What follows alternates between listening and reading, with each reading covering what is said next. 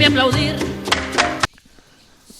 Muy buenas amigos de Puerto Palabra, de nuevo estamos en nuestra sección Hablando Bravo con el doctor Carlos Bravo, a quien ya estoy saludando.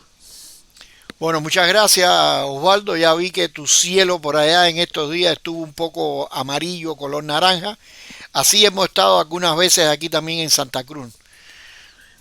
Me hizo recordar el día que yo llegué a Santa Cruz. Cuando llegué la primera vez a Santa Cruz, el avión no fue a Santa Cruz, el avión fue a Cochabamba porque el cielo estaba así, ¿no? Y ayer yo me acordé mucho de eso, la gente estaba un poco alterada y en estos días, ¿no? Con el cielo y la quema que nosotros allá en Bolivia le llamamos chaqueo, y esto fue por un incendio forestal que hay en Canadá y todo eso llega para acá. Incluso Pero no. creo que te recordará ese día que veníamos de Camiri, que tuvimos el pequeño accidente, cómo había todo un tramo de la carretera lleno de humo. Creo que Sí, sí. te recordarás de eso porque tú ibas conmigo en el carro accidentado. Sí, yo me acuerdo. Me acuerdo de todo eso, a veces lo añoro. Quería hacerte entonces una pregunta de qué tema vas a abordar hoy. Bueno, voy a hacer la continuidad y creo que con eso voy a terminar, porque bueno, ya ahí se acaba. El tema es quién es primero, el pollo de oro o el huevo de oro. En esencia, quién es primero, la gallina o el huevo. Nunca se supo quién fue el primero, pero por lo menos aquí los dos son iguales. De ese tema vamos a tratar hoy. ¿Quién es primero, el huevo de oro o el pollo de oro? Sí, esa es la pregunta de siempre. Si tú supieras que cuando tú me estabas hablando, yo leía sobre este tema que vas a tratar hoy y recordaba una película española del director Vigas Luna que se llama Huevos de Oro. Bueno, se la recomiendo, y es una película bastante erótica con Javier Bardem y Maribel Verdú. Bueno, entramos al tema entonces.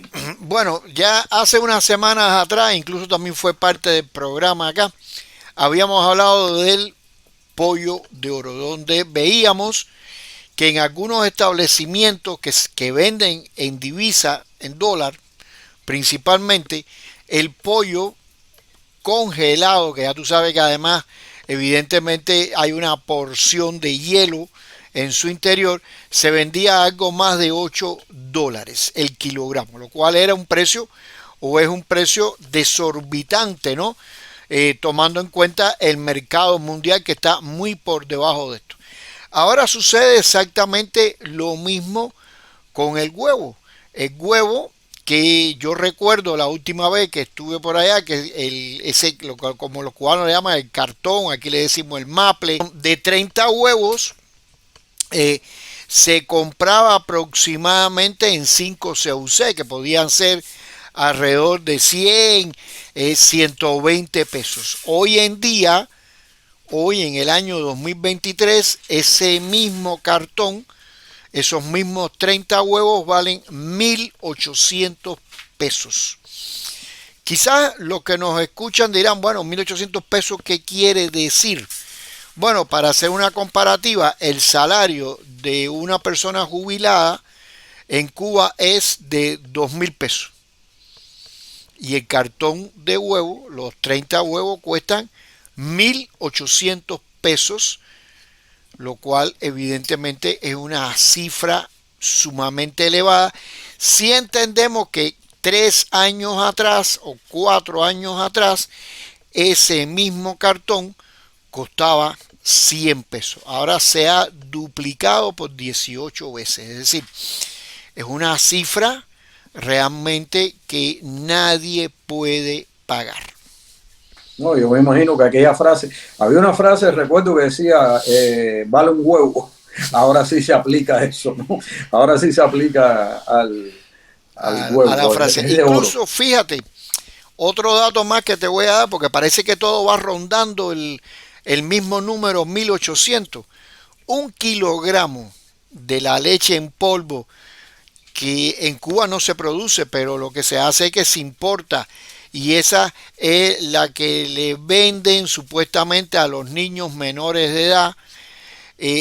También el kilogramo vale 1.800 pesos. Es decir, parece que todo gira en los 1.800, 1.800, 1.800. Entonces hay que tener una carretilla llena de dinero para poder pagar esos 1.800 pesos, que además le deja solamente 20 pesos que no sirven para nada a un jubilado. Yo no sé si lo he hablado contigo en estos programas, pero yo siempre me recuerdo que una vez fui a Cuba y voy a visitar a un amigo y la esposa de él me pregunta, ¿y en Bolivia hay comida? Le digo, en Bolivia sí hay mucha comida. Dice, bueno, el problema aquí es el bloqueo.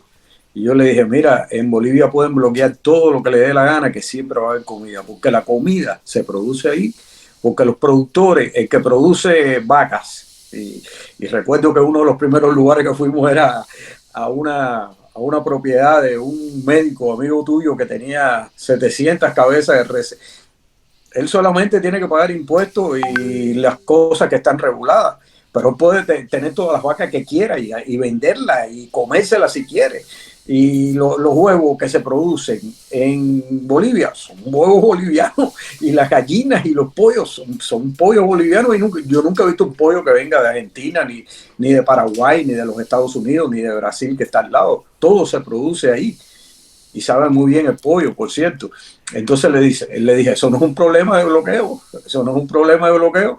Yo creo que tú en tu escrito, tú hablabas que los productores se le echan a perder las cosechas a veces porque tiene que comprarla el Estado, el gobierno es quien tiene que comprarla.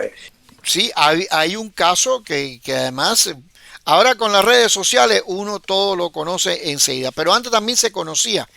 Y empezaron a divulgar la información y son totalmente ciertas, porque eso pasa año tras año. Productores en Guantánamo donde más de la mitad de la cosecha de mangos se echaban a perder, porque como es, ellos tienen que venderle obligatoriamente al Estado y el Estado no se lo compra porque no lo puede ir a buscar. Ahí se pudre, porque además tampoco pueden decir lo voy a hacer conserva, los voy a guardar como hago yo aquí muchas veces en el congelador. No, nada de eso pueden hacerlo porque no tienen los recursos, y además es tanta la producción que se echa a perder. Entonces uno dice, bueno, pero si eso pasó un año, ¿por qué tiene que seguir pasando 10 años más? Y sigue pasando 10 años más porque es el Estado el dueño de todo, y al ser dueño de todo no puede abarcarlo todo, pero ellos siguen encaprichados en que tiene que ser así y no de otra manera. Entonces esto es un tema inagotable que lamentablemente los que sufren son los cubanos, nuestros pocos amigos que quedan allá, porque cada día me entero de otras personas, algunos amigos muy cercanos me sorprendieron y me dijeron, no, voy a hacer una larga estadía en un país europeo. ¿Qué quiere decir una larga estadía? Que ya... Sí, sí, una larga estadía. Sí, Exactamente. no, y eso hace que se abarata, los precios se hacen más caros, se encarecen los precios, y bueno, es lo que se le llama la inflación, y cada día lo que aumenta más, ¿no? Porque cada día aumenta más la inflación. Eso. Fíjate, yo te decía que aquí en esta página que se llama rebolico.com, que a veces en Cuba la bloquean y a veces no. En esta página de rebolico.com yo estaba mirando ahora alguien que publicó hace 40 minutos, lo tengo abierto aquí en el otro monitor.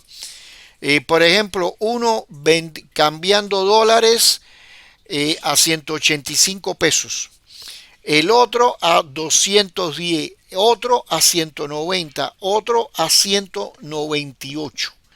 Es decir, fíjate que el Estado lo vende, creo que es en 120, 140, no, lo compra, perdón, porque el Estado difícilmente lo vende, lo compra.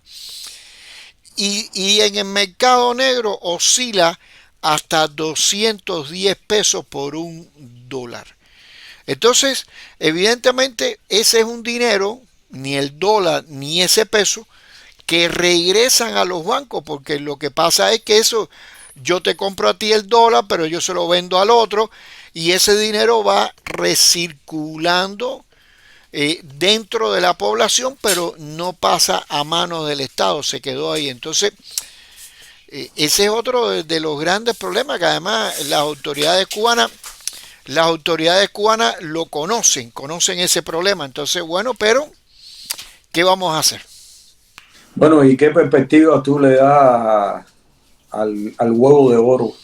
¿Seguirá subiendo? ¿Bajará? Para mí el huevo de oro va a seguir subiendo porque No, entonces será pronto el huevo de platino, ¿no? Pues yo creo que el platino ahora es más... podrá ser de platino, no sé, hablaremos a lo mejor de un huevo de platino. Lo que pasa es que también tienen que entender lo siguiente, los salarios no suben más, se Sí, ese quedaron es ahí, no van a seguir subiendo, entonces podrá subir más el huevo, subirá a 5 pesos, pero si no nadie más lo va a comprar porque ya la gente no No tiene, puede. no tiene. Bueno, los poderosos, la nueva clase poderosa que ha surgido.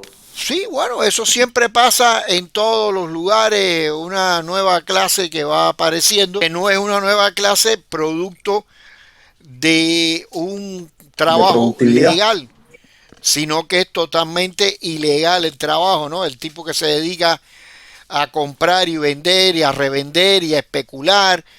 Y entonces, bueno, realmente no es lo más adecuado. Y más en un país como Cuba, donde siempre se dijo que es el bien de todos.